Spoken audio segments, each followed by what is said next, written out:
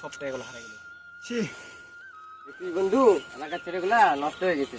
চল দেখি এদের পরিবারের সাথে যা কথা বলি। বাবার সাথে কথা বলতে হবে। চাচা, হ্যাঁ ভাতিজা, আসসালামু আলাইকুম। ওয়ালাইকুম সালাম। চাচা ভালো আছেন বারে? আছি ভালো, তুমি কেমন আছো? এই তো আলহামদুলিল্লাহ। চাচা তোমাকে একটা কথা কবে আসিনি মুই। কি কথা বারে? কথাটা হল যে তোমার বেটাকে দেখলাম মুই রাস্তার সাইডত বসে মোবাইলত জানি কি করছে, বুঝা পানো যে মোবাইলত টাকা পয়সা নষ্ট করছে নাকি। তোমরা বিষয়টা দেখো।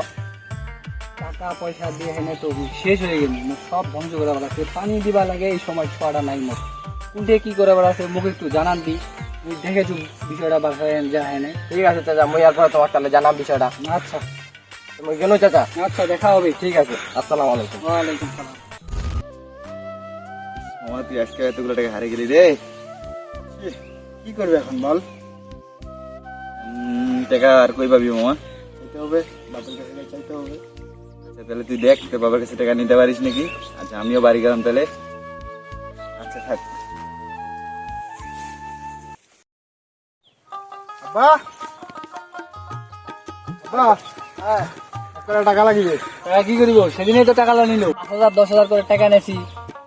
কি করে বেড়াচ্ছি টাকা লা? এলাকার মানুষজন বিচার দেশে এত টাকা কি করিব? মুখ কি ধ্বংস করিব নাকি তুই? হ্যাঁ, মোবাইলত বলে কি করছি না করছি, এলে কি মুখ এলাকার মানুষ এটা শুনিবা হবে? তুই মুখ কই হারিন না কি করছি না করছি। এলা কি মুখ তুই টাকা দিব না? নাই টাকা দিয়ে হারিম নি। যা তো লাগবে না তোর টাকা। কি করিব? কোন থেকে আসবে টাকা? মনে লাগবে না, যা। টাকা পয়সার দরকার। বন্ধু কি খবর? ভালো না রে মামা। কেন কি হয়েছে রে? টাকা পয়সার দরকার, বাপের কাছে যাইলাম, বাপ তো দিল না। কি করবি এখন? কি আর করবো, শখের গাড়িটা বিক্রি করতে হবে। তোর কাছে টাকা আছে? গাড়ি নিবি? গাড়িটা নেওয়া যায়। আচ্ছা ঠিক আছে, গাড়িটা নিলে বল, আমি তোকে দিয়ে যাচ্ছি। টাকা পয়সা আমার অ্যাকাউন্টে দিয়ে দিস। আচ্ছা ঠিক আছে, দিয়ে দেবো। গাড়ি যত্ন রাখিস মামা।